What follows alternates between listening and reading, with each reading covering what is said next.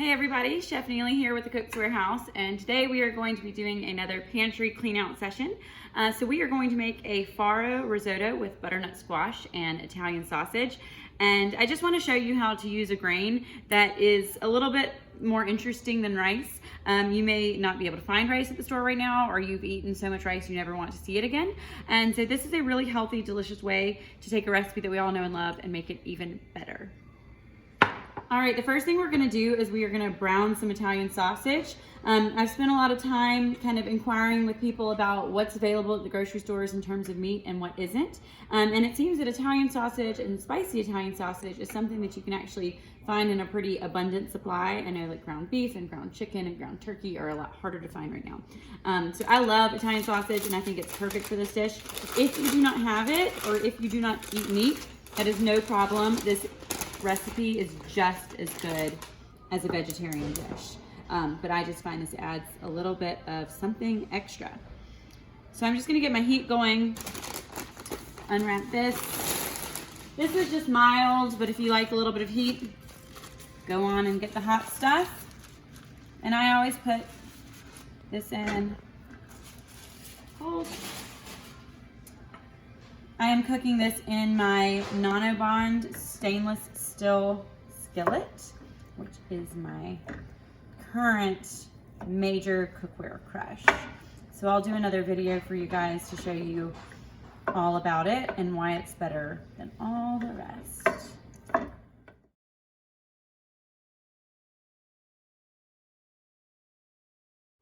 All right, so the sausage is cooked, and what I'm gonna do now is use a slotted spoon to scoop this into another bowl.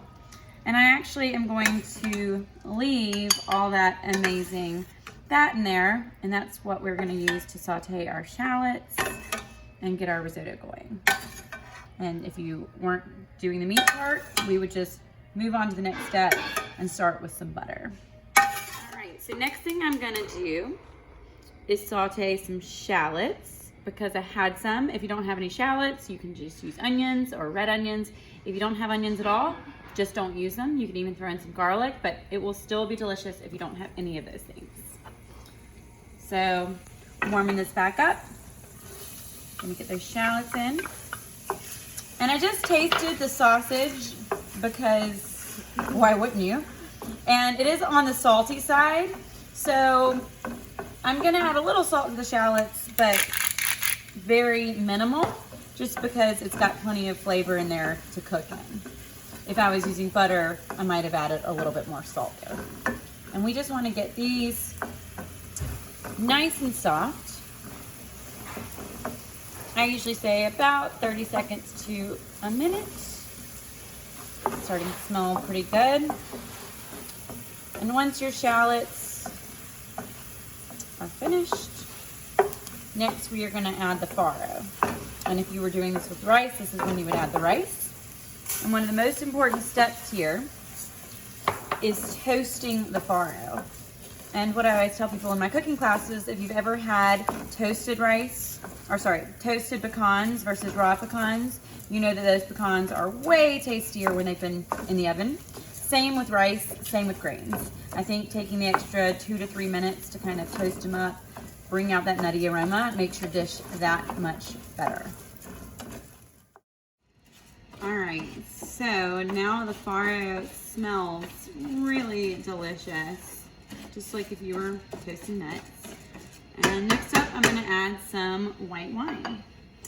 And you could measure it if you wanted to, but who wants to mess up another cup? What I call a healthy glug, about a half a cup if that makes you nervous. And my rule of thumb is pour some into your risotto and pour the rest into your glass. So we're gonna let this cook out. It's gonna start bubbling. We're gonna let it get nice and dry. I'm on about medium heat right now. So now that most of the wine has cooked out, you can tell that it's a lot drier in there. I'm gonna go ahead and start adding stock. This is homemade chicken stock that I had in my freezer. You can use store-bought chicken stock, you can use veggie stock, Whatever you've got on hand is fine. And I'm just gonna add about a half a cup. I don't have to be precise here. Just enough to kind of get it coated. And I'm just going to let this sort of hang out and bubble up, and we're gonna cook it until all of the chicken stock cooks out of this. You can stir it every now and then. It's really a myth that you have to stir constantly. Chicken stock has cooked out. It's a lot drier now. So now I'm just gonna add another half a cup-ish. Very precise, clearly. And that's basically how risotto works. You cook out this next round of stock until it's dry again, stir it every now and then add another half a cup of stock. And we just keep on doing that until our farro is nice and tender-ish. Farro doesn't really get completely tender, it keeps its bite. We're just gonna keep on going.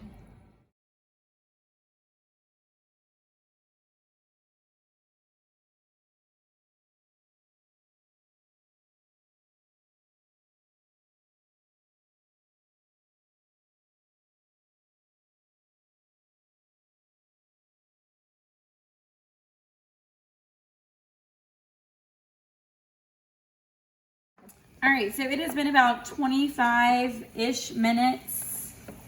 I say ish a lot. It takes a little bit longer when you're cooking farro just because it is a heartier grain. So this probably would have been about 20 minutes if we were cooking just regular risotto rice, so arborio. So this is the last of my chicken stock. That was about 4 cups. If you run out of stock and you taste your farro or taste your rice and it's not quite done yet, just start using water. You don't have to worry about opening another box of stock if you don't have to. Water is fine. And at this point, the only way you're gonna know if your dish is done or not is to start taste testing it. I started a little while ago. But everyone always asks, what's the magic number? How long does it take? And I'm like, every pot is different. Because I use a wide skillet, the water cooks out faster than if I was cooking this in a Dutch oven or a saucepan. So there really is no magic time. You just have to start at about, I'd say 15 minutes, start taste testing.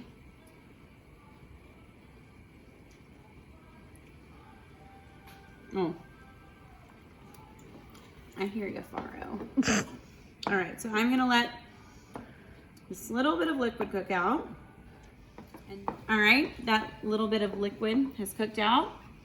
So I'm gonna turn it down to low. And this is where we just start dazzling, bedazzling? Yes. Yeah, is that right? Okay, bedazzle it. So I added a little bit of butter.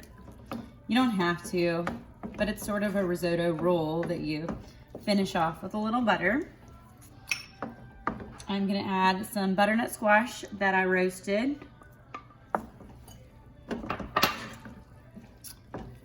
Now we're gonna add some sausage. I'm not gonna use all of it because I still want to have some farro in there, but don't worry, I'll find another use for that. And Ashley, what do you think? Should we add some Parmesan? Yes. All right, so I've got a freaking hook.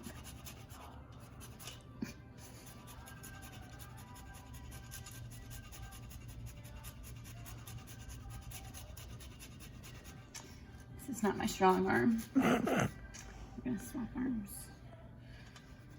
But wait, this isn't my strong arm either.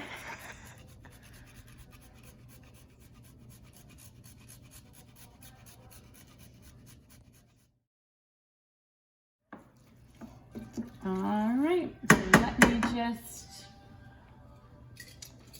see how we did.